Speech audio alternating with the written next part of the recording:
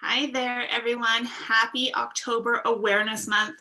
October Awareness Month is a month that is full of different exceptionalities that we are trying to become more aware about.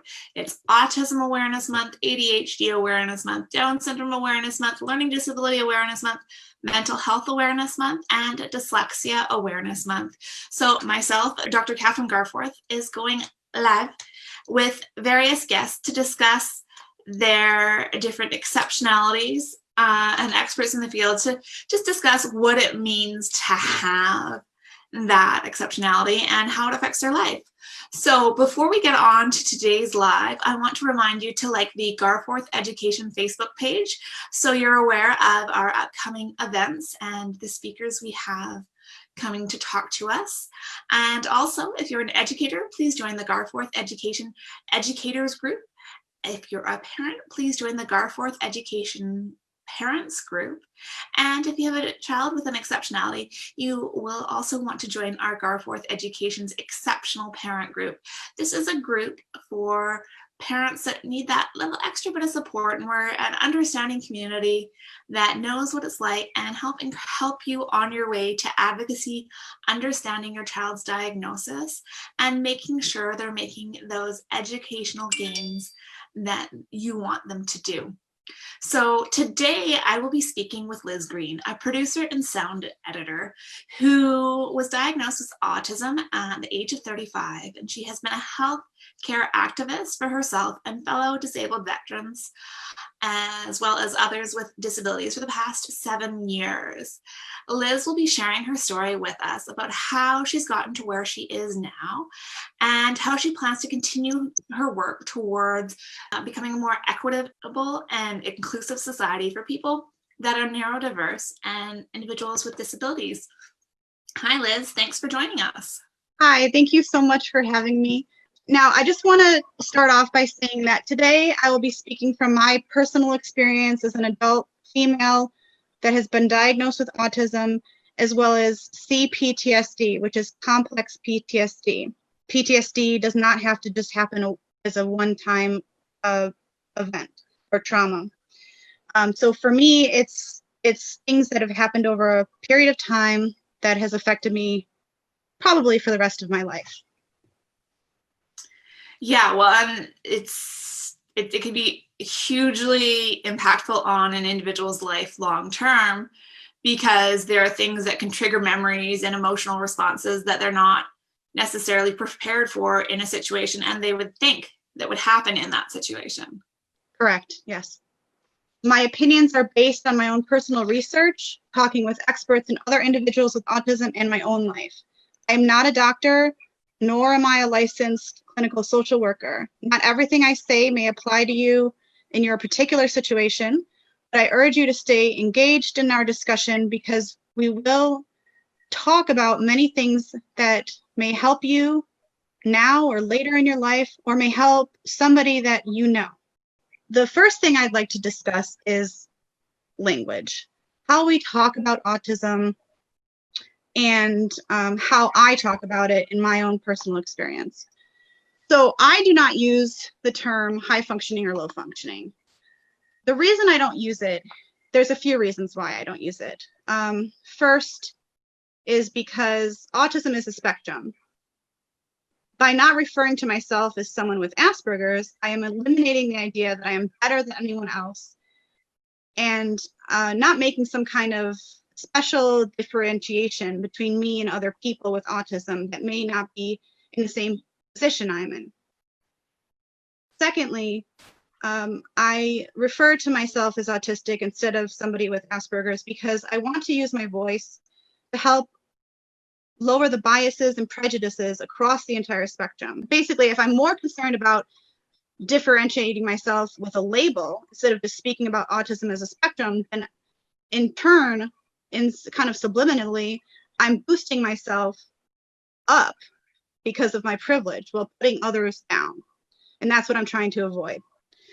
The other thing to mention, just while we're talking about this terminology, is when we had the new revision to the DSM-5, Asperger's was actually removed from diagnoses, and it was is now considered part of autism spectrum disorder, saying that there is a spectrum and they all exhibit these symptoms.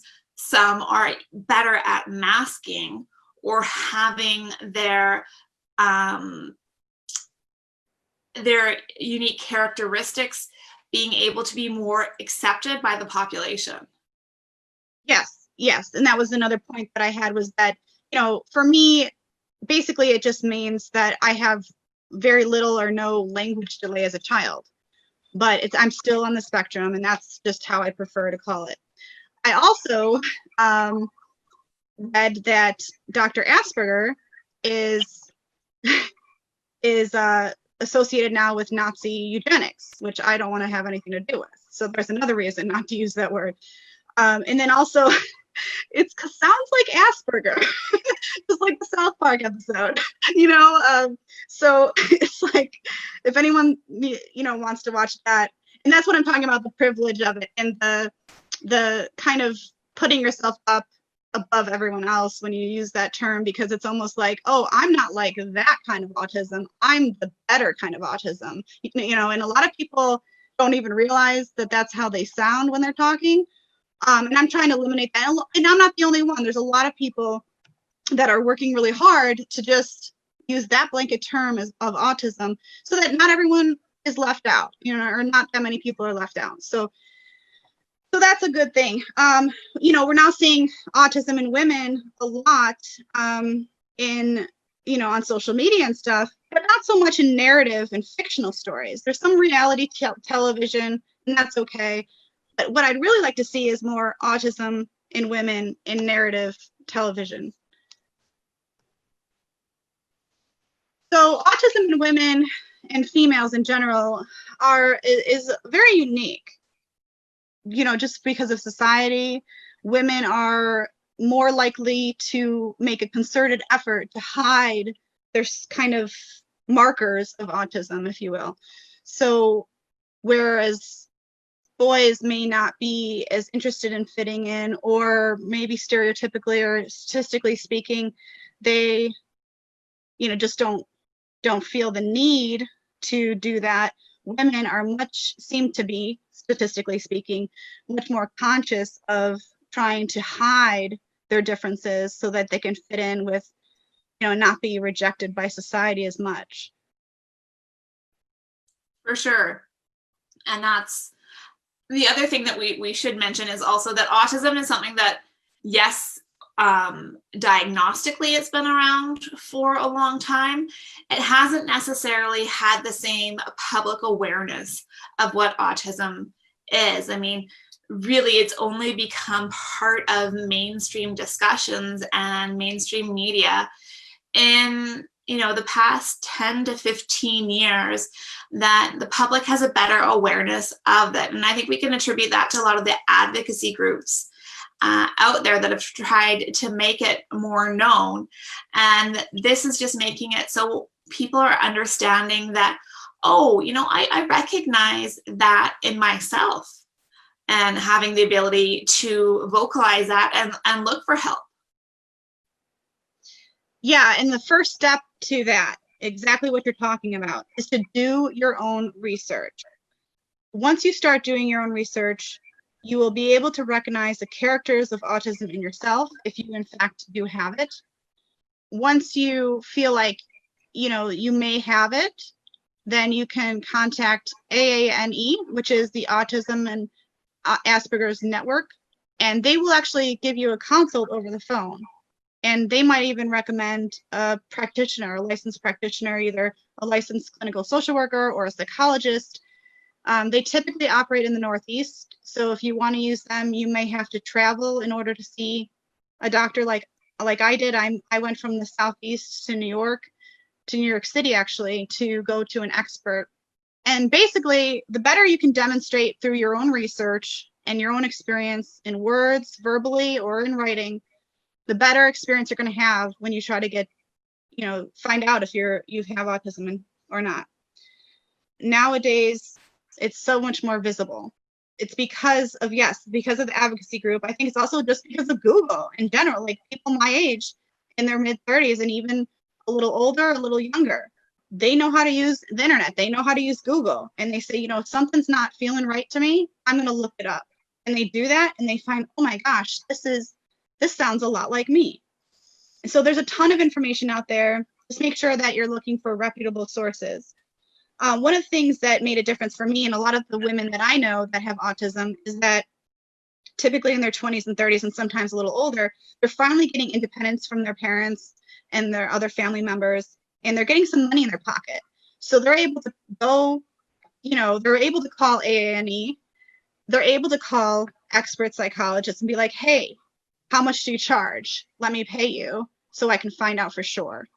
And I think that's a big thing too, is that having the gumption to save a little bit of your money, or maybe even get on a payment plan or something so that you can get the type of diagnostic testing that is very particular to adults that's different than children. So I want to just say, give a shout out to Dr. Kathryn Cody. She is the doctor that I used in New York City. She's excellent. The only thing I say that please, please, please make sure you do your own research on Google. Make sure you have a narrative typed up on your computer or written in handwriting or whatever before you reach out to doctors, because they are very busy people. They have bills to pay just like you and I, and you don't want to waste anybody's time if you're not prepared to pay the cost of, or get your family to pay for it if they're able to. It's quite expensive to get the diagnostic testing that you really need to get a proper diagnosis and to rule out other things. You know, a lot of women, because of bias in the medical industry, are misdiagnosed with bipolar or borderline personality or OCD or all these things. And you might have those things, but the only way you're going to know that for sure is to go to an autism expert who also has experience with mental conditions. And so that's what I recommend for that. And do not go to a child doctor. They don't have experience with adults. I've had a horrible experience with children's doctors because they think they know what they're doing, but for my experience, if they only have experience with dealing with children, how are they going to evaluate a woman with autism that's been masking for, you know, their entire life, you know? Right. And what I was going to say to that is that I definitely would recommend that individuals do the research and the local advocacy groups in their areas, because those groups will have a better understanding about who you should go to based on your experience.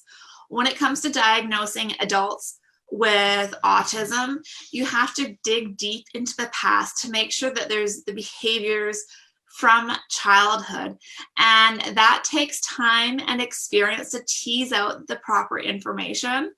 So even though the psychologist may have the training, it may not be something that they're comfortable doing, and have an honest discussion with the practitioner before you decide to go with them, to make sure that this is something that they are comfortable doing. Yes, absolutely. And the reason I say call AANE is because, like I said from the beginning, I'm speaking from my experience. I called around in Florida, where I live now. There was no real good places for me to go. All the doctors I talked to were either child psychologists, had no experience with adults, or they did have some experience with adults, but they were male. And I actually had them say, I asked them, do you have an experience with diagnosing women with autism? And they said no. And I said, okay, thank you very much for your time. I'm not going to see them. And that's my personal choice. And you may choose to do something different. But I flew to New York because I wanted the best. And it was a huge financial sacrifice, but it was worth every penny for me personally. So, and one thing I want to do is, when I talk about, you know, the bias in the medical community, your primary care doctor or your orthopedic surgeon or whoever you may have to see, you know, you might be talking and be like, why are they acting like that? You know, get that look. You know, anyone with autism knows that look, that where you feel like it's the worst feeling in the world to get that look, especially when you're trying to just talk about medical issues. So speak up, try to learn how to talk in a respectful way. So you don't want to offend anyone, but don't be afraid to stand up for yourself. And that's a very important thing, you know, having the ability to self-advocate and not giving up if you don't like the first person you come to, because they may just not have the experience in the area. But if you're getting this answer over and over again, it may be something to consider, right? If you are going to the people that have been recommended as experts in the field, it may be that there's something else that better explains. So I remember when I first got this idea, I said, I talked to a psychologist and I said, I think I have autism, it seems like the only thing that makes sense. He said, if you had autism, you'd be picking your nose and wiping it on the desk in front of me. And I looked at it and I said, I don't think that's right. That's not really accurate. He said, well, you don't have autism. Trust me. He never tested me. He never gave me any diagnostic test. We didn't have a conversation about it. He just looked me up and down and said, no, you don't have it. That's not a way to get diagnosed. Okay. You got to go to an expert. And if someone's talking like that about autism, then they don't know autism, obviously. And I think that anyone who's joining us tonight is going to realize that this particular doctor steered me in the wrong direction, unfortunately. And it wasn't until several years later that I collected enough money to go to New York and actually see the expert. Is it just really important to make sure you're talking to someone and check their credentials and, the rate them IMD, and looking for references before you talk to someone, because there are people out there in the community that are better at diagnosing adult females than other, and make sure that you go to someone that is experienced in diagnosing females and in adulthood, because it is a different thing than diagnosing children. And for that matter, I think it's worth mentioning that you need to make sure that when you're pursuing any autism diagnosis, that you're talking to a specialist that is comfortable with the age range, right? So there's the under 4 years old looks different from the 4 to 6 year old, looks different from the 6 and school age child to the adult.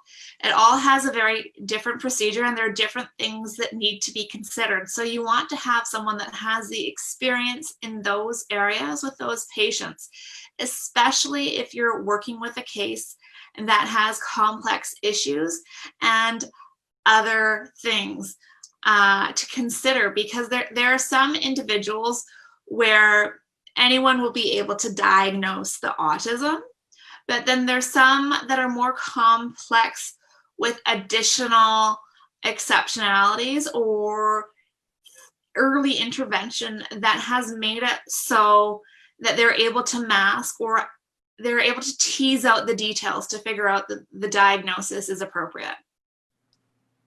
Yes, absolutely.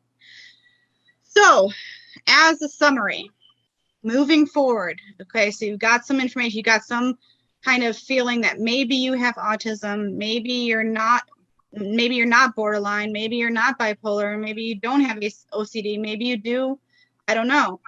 But what do you do from this point on? So first, we want to find out for sure.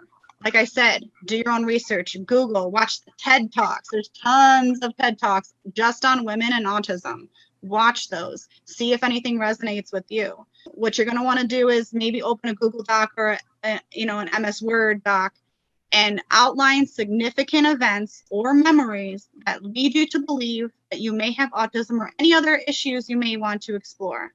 So, for example, as a child, a couple things that always stood out to me is, quote unquote, weird or strange, was that I used to breed mice. I don't know why my mom let me do that. I think she regretted it after, because they're actually quite smelly. And a couple got loose. But, I used to breed mice as a child, and I used to record the different colors, like I was kind of playing around with the genetics and stuff like that. No other kid my age was doing that. But I thought it was fascinating because I used to watch Jack Hanna, and he used to talk about animal husbandry and learning about, conservation and stuff like that. And I just loved that so much. So that's one thing. Another thing is that I didn't wear jeans until I was in junior high school. So that's a significant event or memory to tell that doctor that's giving you the diagnostic test. The only reason I ever started wearing jeans was because I wanted so desperately to fit in. I wanted so bad to fit in, and I had to force myself to do it. It was extremely uncomfortable. And even to this day now, I'm an adult, so now I feel like, okay, I'm going to wear what I want to wear. And very rarely do I wear clothes that I don't want to wear. I might occasionally, just to, also fit in maybe a fancy event or something. So you want to outline your life, basically. You can do bullet points, you can do a narrative, whatever you want. Just make sure that it's concise and that a doctor is going to read it and get a little bit more information that may not be available in a diagnostic testing. You also want to set up a phone consult with AANE. They're available for free. They'll give you a half an hour consult. They'll give you their opinion. They'll ask you questions that maybe you haven't thought of asking yourself. And then find an experienced psychologist that actually has experience with adult women. The next step is, there's some therapies that I recommend, and then I also put an abbreviation in case you don't know what LCSW is, Licensed Clinical Social Worker. The therapy that's worked wonders for me from not living a life that I want to live is dialectical behavior therapy. So I recommend that highly. There's also CBT, which is very effective, and ACT. When you start looking for a therapist, whether it's a licensed clinical social worker or a psychologist, you may want to consider finding one that has experience in one of these things. If you have issues with emotion regulation, meaning that just controlling your emotions, you might want to start off with DBT and then graduate to CBT. So it's really up to you, and that's between you and your psychologist or you and your social worker. But just consider that these things are very rigorous and they're safe. They're safe. They're not going to hurt you like some of the other therapies may or may not do. And so as long as you have someone who's experienced in these types of therapies, it may help you. So just consider that for the future. One thing that autism and a number of other exceptionalities have in common is a weakness in executive functioning, and that has to do with the inhibitory controller, like controlling your emotions, and the cognitive flexibility. Some of the hallmark autism characteristics, and focusing on executive functioning and executive functioning support is something that you can do on your own, and there's a lot of resources available online. And another important one to mention is looking at a low arousal approach to things, and that has to do with the people around you understanding the best way to ask you to do things and to try and avoid triggering situations. And I guess that's more for younger individuals to consider. And the other thing that I wanted to mention is that autism has several co-occurring conditions. And so you can have obsessive compulsive disorder and autism.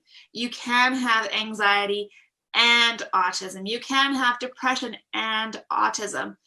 You just need to find someone that can tease out which is which and which treatments to do based on your strength and weakness profile. Yes, and that's why I made sure to point out that not just get an expert in autism, but an expert that has experience with autism and mental health issues, because I remember saying to the doctor, "Are you sure I don't have such and such?" And she said, "Yes, I am sure. Trust me, you gave me a 10-page narrative. You did 12 hours of diagnostic testing and conversation. I know what you have, and that's not it." So she was very sure of herself. And because I provided that information, I was open and honest about my experiences, because I said, I want to know for sure. I'm not leaving New York until I know for sure. And so, yeah, you can have comorbidities, but and that's why it's important to just interview your doctor before you pay all this money to go see them. So a couple things I wanted to say about organizing your life. So you've got your narrative written down. You've found a doctor you trust for diagnostic testing and for therapy, which may be two different people, but yeah, so you got your therapy done. Now you want to start thinking about organizing your life. So I would just like to recommend a couple things that have helped me. First, I rely very heavily on the Google Calendar. And what I do with the Google Calendar is I only put actual appointments on it. I don't put a big giant to-do list.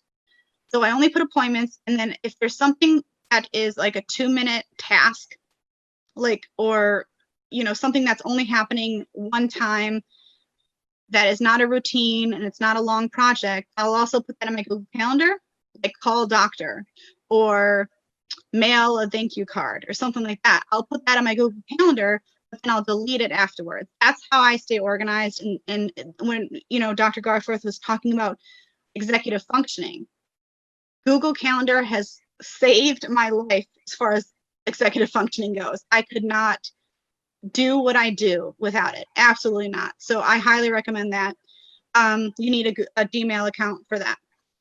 Now, the rest of everything else, I split into routines and projects. So something like flossing my teeth is a routine. Projects are something like, I guess putting together a piece of furniture that you just bought. You want to split those two things into two separate to-do lists. One is routines and one is projects. And projects you can break down in smaller steps. You can make a list of tools that you might need and stuff like that. You also want to maybe consider doing journaling. What I do is I'll journal and I'll shred the journal pages that I handwrite every week, because honestly, I don't really want to look back on them. Some people want to save them forever and ever. I don't. So you can do either or, but I like to write out my feelings and then just shred it, just to get it out on paper. I might read it once over, but that's about it. Another thing as far as executive functioning goes, it's really important to stick on a budget, because for adults with autism, they may have more difficulty with compulsive behavior as far as spending, and that has to do with the executive functioning and just not necessarily thinking about what the consequences are of, or not care, or maybe just not caring in the moment. And that's just part of who I am, and I have to accept that. And I'm working on that personally. So I'm really working hard on working on a budget and trying to stick to a budget as much as possible so that I don't run out of money at the end of the month. Yeah, and another useful way of compiling all those together is by using a bullet journal. I've tried bullet journals and I found that it was too much to keep track of. And I'm going to share in a few minutes, I'll share an online class that I'm in the process of taking that has changed my life, that's actually sustainable, because from my experience, bullet journals were not sustainable. I spent a lot of time making them and then I never used them because it was just too much I wanted to track, and I realized, I don't know. So it might work for some people. For me, it didn't quite work.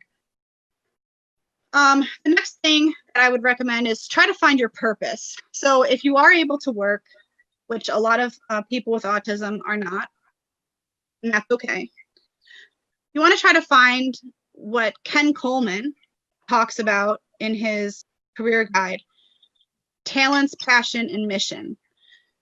So you want to find something that you're talented at, that you're passionate about, and that fulfills your mission of whatever you want. Who are you trying to help? What are you trying to improve in this world? What are you trying to contribute to this world? So for example, I'm really good at marketing, but it's not my favorite thing to do. I'll do it for an extra couple bucks here and there if someone wants to hire me, but it's not really my passion. And it fits my mission because I love helping people. I love helping people learn how to use Facebook and learn how to do, social media marketing and stuff like that. But I'm not passionate about it. So I can do that as a side gig, but it's not going to be my career. So that's an example of something that would not be my sweet spot. Now, I have recently found what I believe to be my sweet spot, which is audio editing, sound editing, and possibly I'd like to someday be a TV or film executive in LA. Not quite there yet, but I'm working on it. And those fit my talents, passion, and mission. So just think about what your talents and passions and missions are. Who do you want to help? What are you good at? and what are you passionate about? What makes your heart sing? If you have any desire to reach out to me in the future, you can reach me at doraAudioVideo@gmail.com. You can find me on Facebook at Dora Audio Video or LinkedIn. I'm available for audio video services, life organizational consulting, and social media marketing.